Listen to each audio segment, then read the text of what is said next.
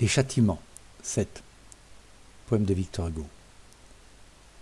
Une nuit, c'est toujours la nuit dans le tombeau. Il s'éveilla, luisant comme un hideux flambeau. D'étranges visions emplissaient sa paupière. Des rires éclataient sous son plafond de pierre. Livide, il se dressa. La vision grandit. Ô terreur, une voix qu'il reconnut lui dit « Réveille-toi. Moscou, Waterloo, Sainte-Hélène, l'exil, les rois geôliers, l'Angleterre hautaine, sur ton lit accoudé à ton dernier moment. Sire, cela n'est rien.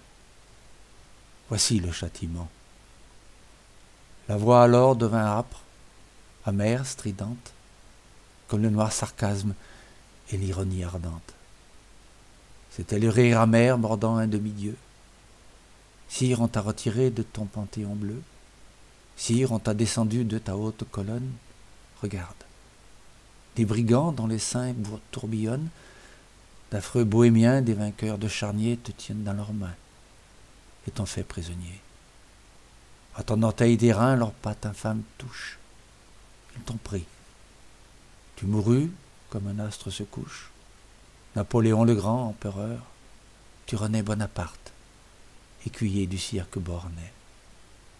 Te voilà dans leur rang, on t'a, dans ton harnache, ils t'appellent tout au grand homme, entre eux, Ganache. Ils traînent sur Paris, qui les voit s'étaler des sabres qu'au besoin, ils sauraient avaler. Aux passants attroupés devant leur habitacle, ils disent, entends-les, empire à grand spectacle. Le pape est engagé dans la troupe, c'est bien. Nous avons mieux le tsar en est, mais ce n'est rien. Nous sommes les neveux du grand Napoléon. Les foules de magnans, rouères, parieux caméléons font rage. Ils vont montrant un sénat d'automates. Ils ont pris de la paille au fond des casemates pour empailler ton aigle, au vainqueur d'Iéna. Il est là, mort, gisant, lui qui s'y haut plana. Et du champ de bataille, il tombe au champ de foire. Sire, de ton vieux trône, il recouse la moire. Ayant dévalisé la France au coin d'un bois, ils ont à leur haillon du sang, comme tu vois. Et dans son bénitier, Cibourg lave leur linge. Toi, lion, tu les suis. Non, maître, c'est le singe. Ton nom leur sert de lit, Napoléon Ier.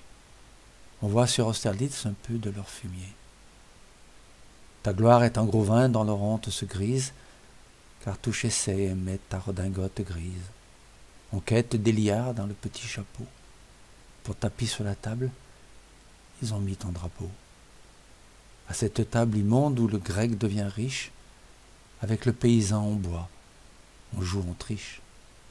Tu te mêles, compère, à ce tripot hardi, et ta main qui tenait l'étendard de Lodi, cette main qui portait la foudre, ô Bonaparte, aide à piper les dés, et fait sauter la carte. Il te force à boire avec eux, et Carlier pousse amicalement d'un coude familier, votre majesté, sire. Et Pietri, dans son antre, vous tutoie, et Maupin vous tape sur le ventre. Faussaires, meurtriers, escrocs, forbans, voleurs, ils savent qu'ils auront, comme toi, des malheurs. Leur soif, en attendant, vide la coupe pleine, à ta santé. Poissy trinque avec Sainte-Hélène. L'horrible vision s'éteignit.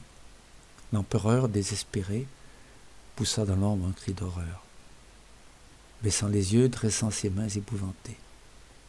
Les victoires de marbre à la porte sculptée, fantômes blancs debout hors du sépulcre obscur, se faisaient du doigt signe, et s'appuyant au mur, écoutaient le titan pleurer dans les ténèbres.